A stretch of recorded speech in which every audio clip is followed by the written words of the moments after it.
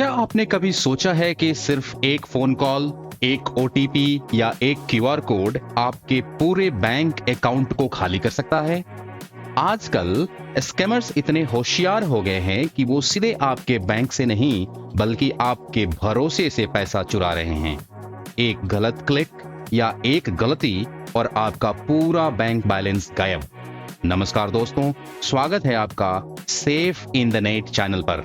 आज के इस वीडियो में हम आपको बताएंगे कि बैंक ओटीपी और यूपीआई फ्रॉड्स कैसे होते हैं, सबसे आम स्कैमिंग ट्रिक्स जिनसे हर दिन हजारों लोग ठगे जाते हैं वो कौन सी हैं, कैसे पहचाने कि कॉल, एसएमएस या क्यूआर कोड असली है या नकली, अगर आपके साथ फ्रॉड हो जाए तो तुरंत क्या करना चाहिए। अगर आप भी चाहते हैं कि आपका पैसा सेफ रहे और आप कभी किसी ऑनलाइन फ्रॉड के शिकार न हो तो इस वीडियो को देखते रहें। मुझे पूरा विश्वास है कि इस वीडियो के अंत तक आप इतने अवेयर हो जाएंगे कि आप अपने आप को इन समस्याओं से दूर रख सकेंगे। हम अक्सर इस तरह के वीडियोस आपके लिए लाते रहते हैं, इसलिए आप इस चैनल को प्लीज सब्सक्राइब कर लें। वीडियो अच्छी लगे तो लाइक करें और बेल आइकन दबाना ना भूलें ताकि फ्यूचर में आने वाली हर वीडियो की जानकारी आप तक पहुंचती रहे। तो चलिए शुरू करते हैं। सबसे पहले समझने की कोशिश करते हैं कि ये फ्रॉड होते कैसे हैं। इसको मैंने कई सारे सेगमेंट्स में डिवाइड किया है। सबसे पहला है फेक बैंक कॉल, जिसको हम लोग विशिंग फ्रॉड भी कहते हैं। आज भारत के तकरीबन हर व्यक्ति के पास बैंक अकाउंट है। हम कभी ना कभी बैंक से कोई ना कोई ट्रांजैक्शंस करते ही रहते हैं। ऐसा कभी भी नहीं होता कि हमने बैंक अकाउंट ओपन कर दिया और कोई ट्रांजैक्शन नहीं करते। स्कैमर्स इसका फायदा उठाते हैं, खुद को बैंक का अधिकारी बताकर आपको कॉल करते हैं और कहते हैं कि सर, मैं आपके बैंक से बोल रहा हूं, आपके अकाउंट में संदिग्ध गतिविधि देखी गई है। संदिग्ध गतिविधि मींस सस्पिशियस एक्टिविटी। हम इसे ब्लॉक करने के लिए आपका ओटीपी आपको भेज रहे हैं, आप इसे कृपया कंफर्म करें।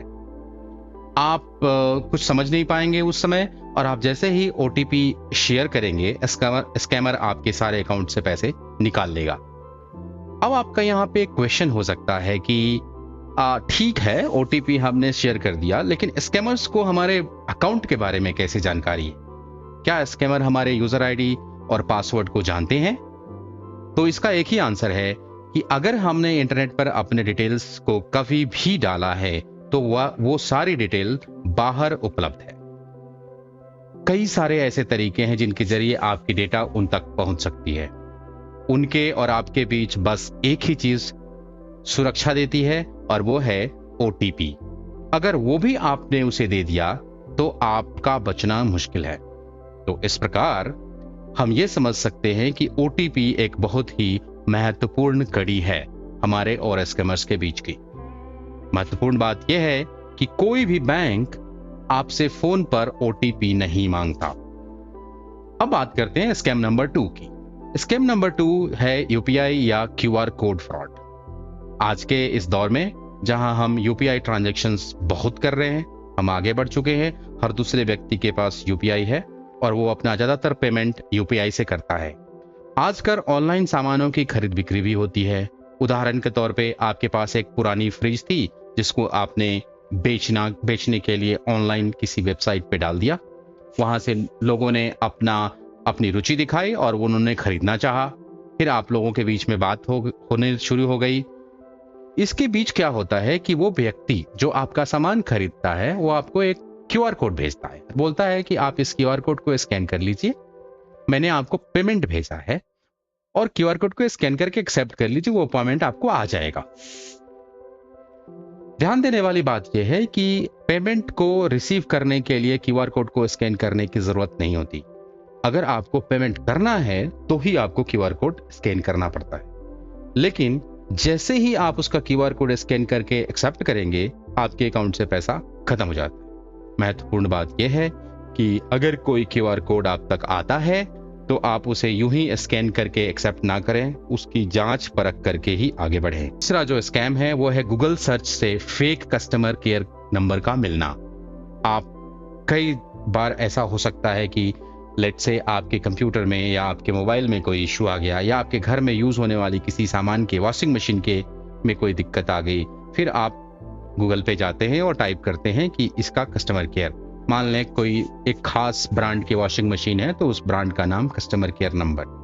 अब स्कैमरों ने क्या कर रखा होता है कि सर्च इंजन को इस तरह ऑप्टिमाइज कर रखा होता है कि उनका नंबर सबसे पहले रैंकिंग में आके दिखने लगता है। आप वेबसाइट को चेक नहीं करते कि जेन्युइन वेबसाइट से नंबर आ रहा है या नहीं, और आप उस नंबर को तुरंत ले लेते हैं और उस पर कॉल मिला देते हैं। फिर वो आपसे कहने लगता है ठीक है सर, हम आपकी समस्या का समाधान करते हैं, ये कोई एक ऐप आप इंस्टॉल कर लें जिसमें हम आपको एक एक करके स्टेप्स बताएंगे और आपकी समस्या का समाधान ऑनलाइन कर देंगे। जैसे ही आप वो ऐप इंस्टॉल करेंगे आपकी मशीन में, आपके मोबाइल में, आपके मोबाइल का कंट्रोल उनके पास, एक्सेस उनके पास हो जाएगा, और उनके पास अगर आपके मोबाइल का एक्सेस हो गया तो फिर वो किसी तरीके से आपके बैंक अकाउंट को खाली कर सकते हैं। तो आपने देखा कि कई तरह के स्कैम हो सकते हैं और इन स्कैम्स के जरिए आपका बैंक अकाउंट किसी भी तरीके से खाली हो सकता है। अब सवाल ये उठता है कि इन फ्रॉड से कैसे बचें। बचने के कई सारे थंब रूल्स हैं जिनको हम अब फॉलो कर सकते हैं। रूल नंबर 1, कभी भी ओटीपी शेयर ना करें, क्योंकि कोई भी बैंक या पेमेंट ऐप आपसे ओटीपी नहीं मांगता। रूल नंबर 2, पैसे रिसीव करने के लिए क्यूआर कोड स्कैन ना करें, क्योंकि क्यूआर कोड सिर्फ और सिर्फ पैसे भेजने, पेमेंट भेजने के लिए यूज होते हैं, रिसीव करने के लिए नहीं। तीसरा rule, customer care number Google search से ना निकालें, बल्कि उस पर्टिकुलर बैंक की या उस पर्टिकुलर कंपनी के वेबसाइट पे जाके वहां से निकालें। और चौथा, कोई भी रिमोट एक्सेस ऐप इंस्टॉल ना करें। उदाहरण के तौर पे टीम व्यूअर हो गया या एनीडेस्क हो गया, या इस तरह के कोई भी ऐप आप अपनी मोबाइल में इंस्टॉल ना करें, ताकि आपके मोबाइल का कंट्रोल स्कैमर्स के पास पहुंच जाए। रूल नंबर 5, बैंक एसएमएस या ईमेल अलर्ट पर ध्यान रखें और इसको ऑन रखें ताकि हर ट्रांजैक्शन की जानकारी आप तक मिलती रहे। Make sense? अब सवाल यह है कि हमने ये देख लिया कि कौन कौन तरह के स्कैम्स हो सकते हैं और उनसे कैसे बचा जाए, लेकिन यह भी हो सकता है कि आप स्कैम के शिकार हो चुके, आप फ्रॉड आपके साथ अगर हो जाए तो अगला स्टेप आपका क्या हो सकता है। अगर आपके साथ फ्रॉड हो जाए तो स्टेप नंबर 1, तुरंत अपने बैंक को कॉल करें और अपने अकाउंट को ब्लॉक करवाने की कोशिश करें।